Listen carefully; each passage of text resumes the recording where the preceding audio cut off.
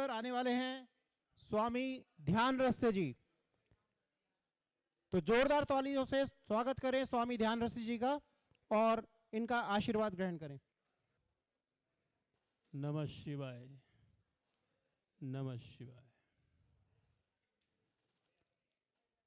ओंकार रूपम वरदम भक्तानामार्तिनाशनम मंगलम मंगलानां च वंदे तं गणनायकम्।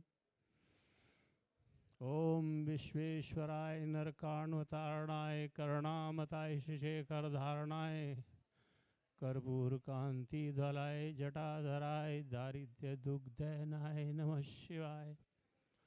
देवी प्रपन्नार्ति हरे प्रसीद प्रसीद मातर जगतोऽखिलस्य प्रसीद विश्वेश्वरी पाहि विश्वम् त्वमीश्वरी देवी चराचरस्य युष्मेषु सर्वेषु निवसन्तं प्रकटितं च मम ईश्वरं प्रेमणा प्रणमाम्यहम्। जो संस्कृत के जानकार हैं उनको समझ में आ गया होगा। हम सब में विराजमान मेरे प्रभु को जो प्रकाशित हो रहे हैं, मेरा प्रेम भरा प्रणाम, नमन, वंदन, अभिनंदन। संस्कृत कम बोलने की कोशिश करूंगा क्योंकि अब दांत नहीं रहे तो दांत नहीं रहने पर उच्चारण गलत हो जाता है और देव भाषा का उच्चारण गलत हो तो उसको अपमान माना जाता है। सुबह से बड़ी चर्चाएं चली। अंक ज्योतिष, ज्योतिष, तंत्र, शगुन, राहु। ये राहु युग है, ये कलयुग यानी कर युग और कर युग यानी राहु युग। कोई बताएगा इस वक्त क्या समय हुआ है?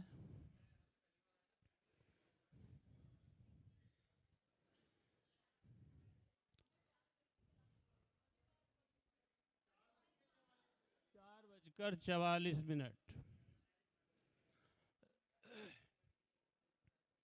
ये ग्रह है, ये नक्षत्र, ये सब कहाँ से उत्पन्न हुए? आज का सूर्य उदय कितने बजे का है दिल्ली में? 7:14। विद्वान हो, देवज्ञ हो, कम से कम सूर्य उदय तो याद रखो। सुबह 7:14। आज की तिथि क्या है? पंचमी।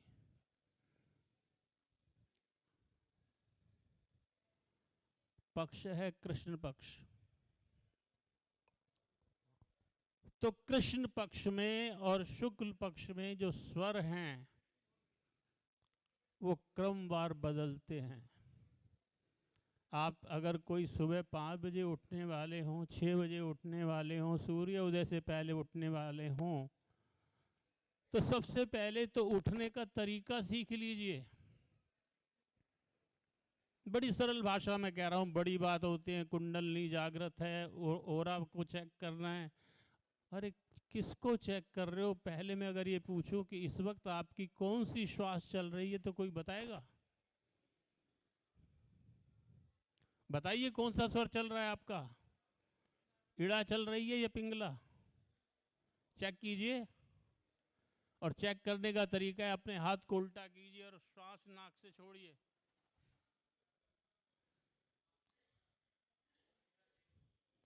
कौन सी श्वास चल रही है?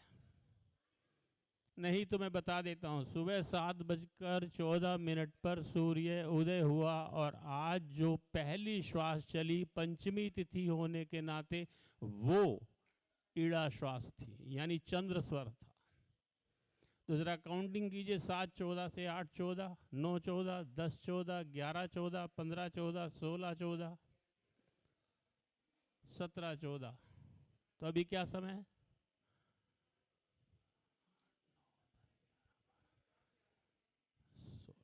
9वां स्वर चल रहा है। तो 9वां स्वर फिर क्या हुआ? पहला ईड़ा पिंगला, ईड़ा पिंगला, ईड़ा पिंगला, ईड़ा पिंगला। तो इस वक्त आपका स्वर ईड़ा चलना चाहिए। जो स्वस्थ हैं उनका स्वर इस वक्त चंद्र स्वर चलेगा।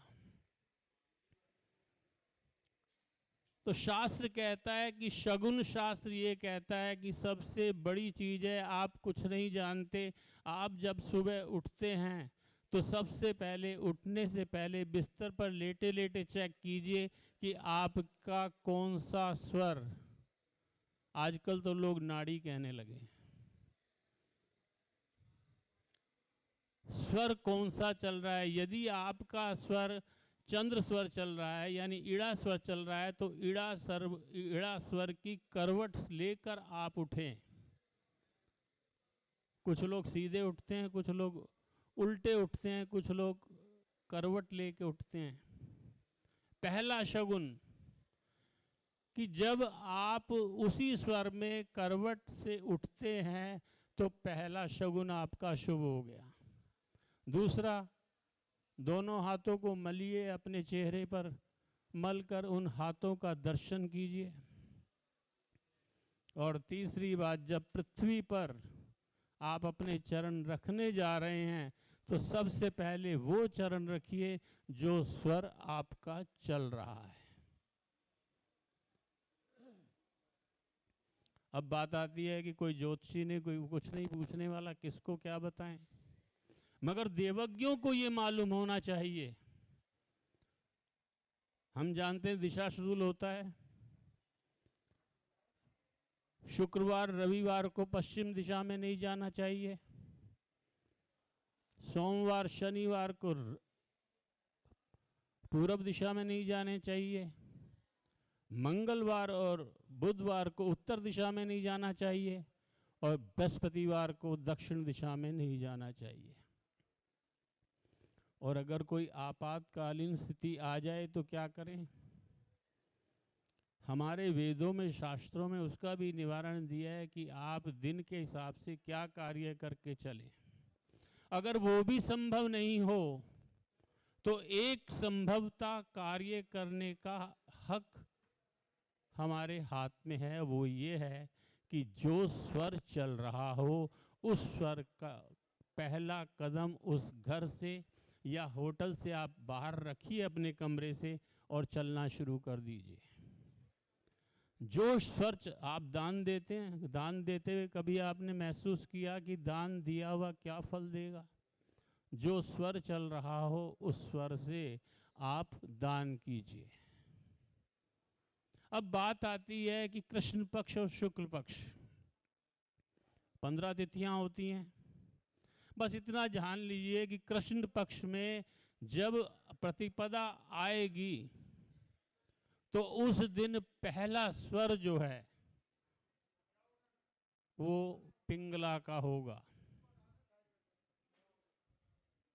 और उसके बाद प्रतिपदा, द्वितीया और तृतीया। सुबह जब आप सूर्योदय के समय देखेंगे तो आपका पिंगला स्वर चल रहा होगा और क्रमवार ये एक एक यानी 2.5 घड़ी, एक एक घंटे बाद ये बदलता है। इसी प्रकार शुक्ल पक्ष में ये नोट कर लीजिए कि सबसे पहला स्वर जो होगा वो ईड़ा का होगा और ईड़ा स्वर में जो कार्य किए जाते हैं वो सभी समस्त शुभ कार्य किए जा सकते हैं। और सूर्य स्वर में आप जो कार्य करेंगे वो चल कार्य कीजिए, कठिन कार्य कीजिए, क्रूर कार्य कीजिए, वो सफल होंगे।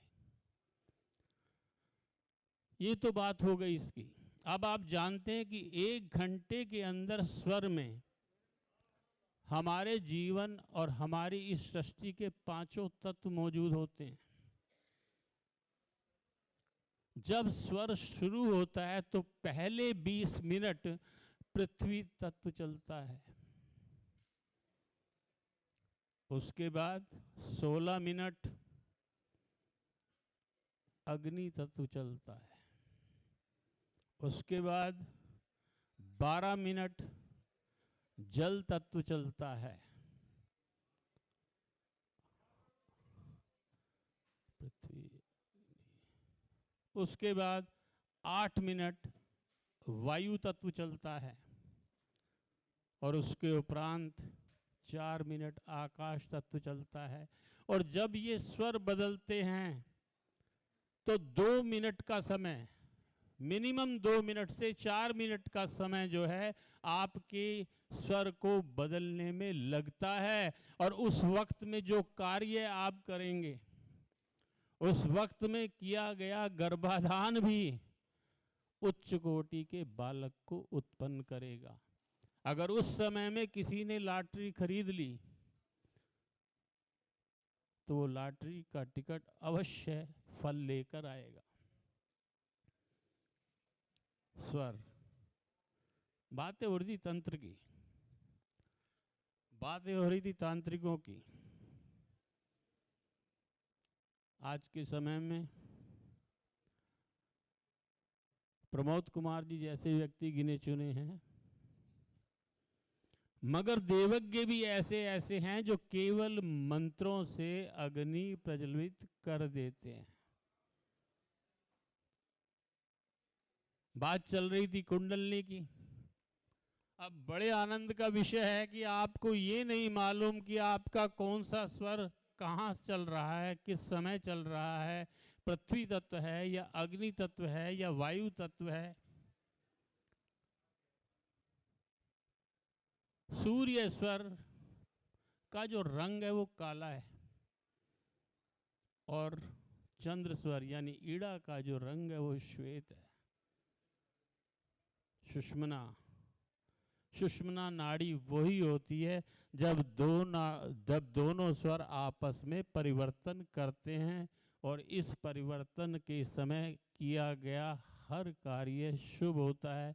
और उस वक्त अवस्था ऐसी होती है कि आदमी बड़े असमंजस में रहता है। अभी डॉक्टर पंत साहब ने एक बात कही थी, बहुत अच्छी कही थी कि अष्टम भाव का चंद्रमा है, बहुत परेशान है और मोती पहना दिया। मेरे पास ऐसे ऐसे व्यक्ति आए जिन्होंने मोती पहना और पागल हो गए हैं। अगर कोई व्यक्ति डिप्रेशन में है तो उसको भूलकर मोती मत पहना देना। मोती पहनाते ही वो पागल होना शुरू हो जाएगा। और आज बहुत अच्छा सूत्र दे रहा हूं आपको कि जो व्यक्ति डिप्रेशन में हो और संभव हो कि उसके आसपास ग्रीनरी हो तो उससे कहो भाई तू 1 घंटा किसी ग्रीनरी में जाके बैठ जा, पेड़ों को, पौधों को, फलों को, पत्तों को, चिड़ियों की चहचहाट को सुनता रहे। नाम नहीं बताऊंगा, मराठी फिल्मों की डायरेक्टर 10 साल से डिप्रेशन में थी और नींद की गोलियां खा खा के सोती थी। पता नहीं किससे नंबर मिला, फोन आया, क्या समस्या है? काम धंधा तो चौपट। जो आदमी नींद की गोलियां खा के सो रहा है, दिन और रात सो रहा है, वो क्या करेगा और कौन उसकी मदद करेगा?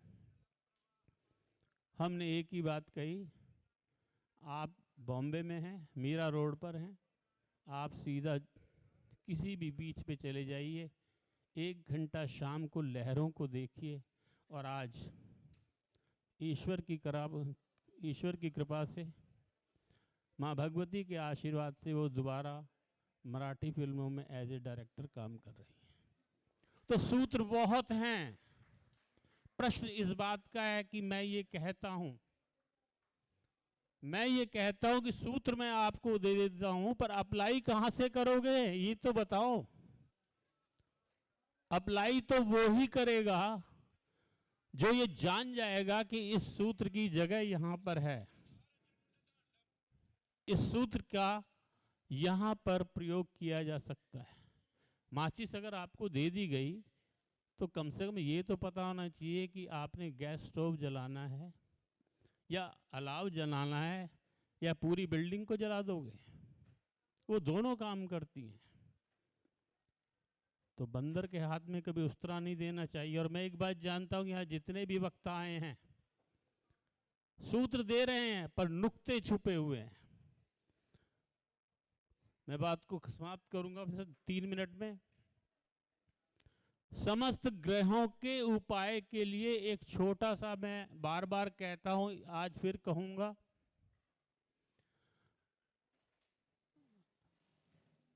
भगवान शिव ने मां पार्वती से कहा था, उस मंत्र को यदि 27 बार कोई भी व्यक्ति जप करता है तो 9 के 9 ग्रह उसके लिए शुभ फलदायी हो जाएंगे। मगर किसी भी नवरात्र में 9 दिन उसकी 27 बार जप करके रात्रि में उस मंत्र को सिद्ध कर लेना चाहिए। आज उस मंत्र को देता हूं और कुछ और मंत्र दूंगा। वो मंत्र है, ओम नमस्तुते भगवते पार्श्वचंद्राधरेन्द्र पद्मावती सहिताय मे अभिसिद्धि दुष्ट ग्रह भस्म भक्ष्यामि स्वाहा स्वामी प्रसादे कुरु कुरु स्वाहा हिल हिली मातंगनी स्वाहा स्वामी प्रसादे कुरु कुरु स्वाहा। इस मंत्र का 27 बार जाप करने से 9 के 9 ग्रह 9 के 9 ग्रह आपके अनुकूल हो जाएंगे। पर शर्त एक और है, आपको अपना आचरण भी सही करना होगा, अपना व्यवहार भी सही करना होगा, आपको सत्यनिष्ठ होना पड़ेगा। क्योंकि जो देव देना जानता है वो इस शरीर के ऊपर जो चमड़ी है ना उसको उतारना भी जानता है। लोग कहते हैं कि हमारे पास तो लोग आते ही नहीं है, शक्ल देख के चले जाते हैं।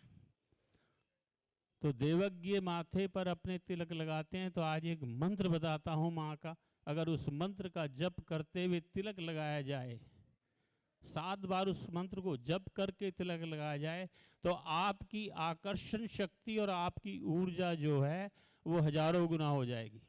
मंत्र है, ओम नमो भगवते भगमालिनी विस्फुर विस्फुर स्पन स्पन नित्य किलने द्रव द्रव हुम से क्रीमकारक्षरे स्वाहा। और एक रक्षा मंत्र दे रहा हूं जो सिद्ध है, जिसको सिर्फ पूजा स्थान में बैठने के बाद सबसे पहले अपने गुरु इष्ट और कुल देवता को याद करके इस मंत्र को 3 बार पढ़कर अपने ही वक्ष पर फूंक मार लीजिए। कोई ऊपरी बाधा, कोई ऊपरी शक्ति आपके जप में तप में बाधा नहीं डालेगी।